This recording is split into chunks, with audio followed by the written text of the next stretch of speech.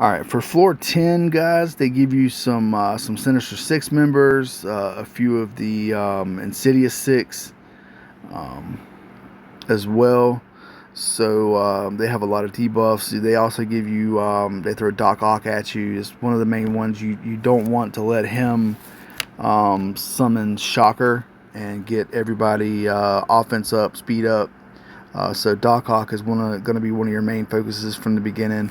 So anytime I need somebody quick and powerful, my go-to always right now is the Fantastic Four MCU 3. And then I'm going to bring in Apocalypse, and then Jeff I'm going to bring in also to try and disrupt a little bit of those buffs and those speeds.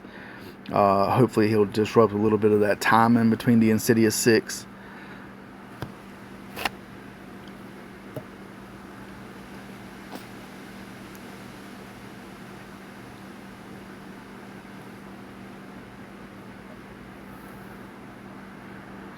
Again, Jeff is one of those characters that some of you guys may not have at the time of posting this video. I know people are still kind of working on Jeff. Some of them, you should have him by now, but if you don't, hey, that's fine.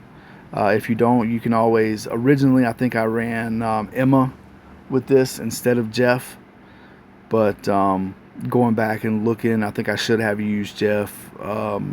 I was trying to save retcon for some of the later ones, but I ended up going with some different teams for the last two because I think they were just kind of designed for it. But going back and looking, I didn't use Jeff, so I swapped Emma out for Jeff here. If you don't have him, you can always use Emma.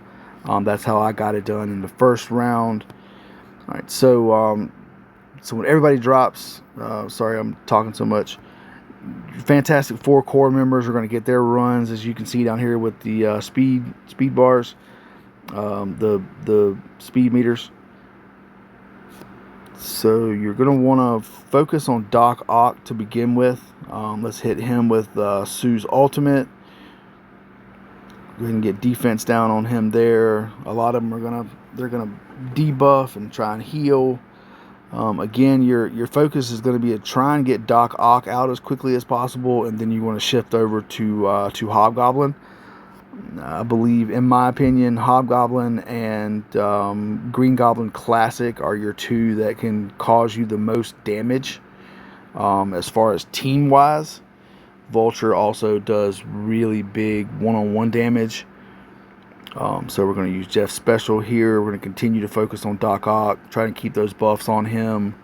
Apoc's ultimate here, see who we can clear out. Now we're going to get that second attack with him.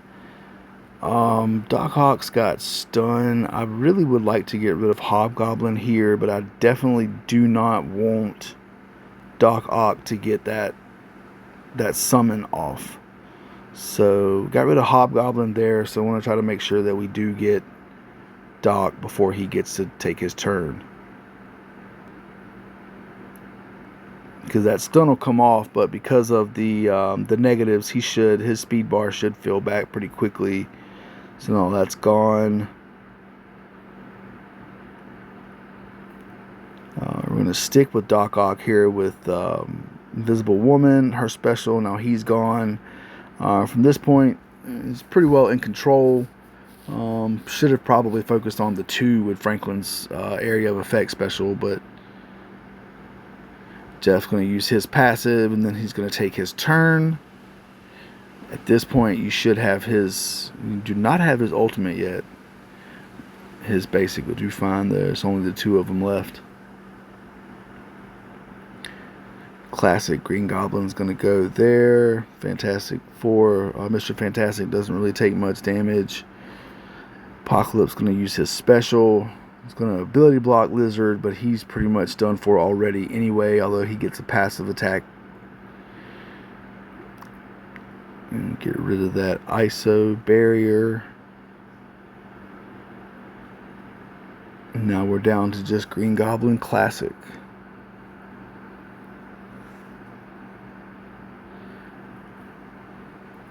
Alright, and that is floor 10, guys. Floor 10. Again, if you do not have Jeff yet, not to worry. You can sub Emma.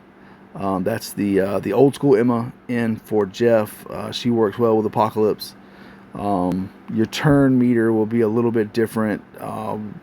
She won't get to go usually in that first set of turns, but once she gets her turn and everybody gets speed up, your turn meter should change pretty much. If you do not have Jeff, again, you can use Emma, but that's who I used on this run for floor 10.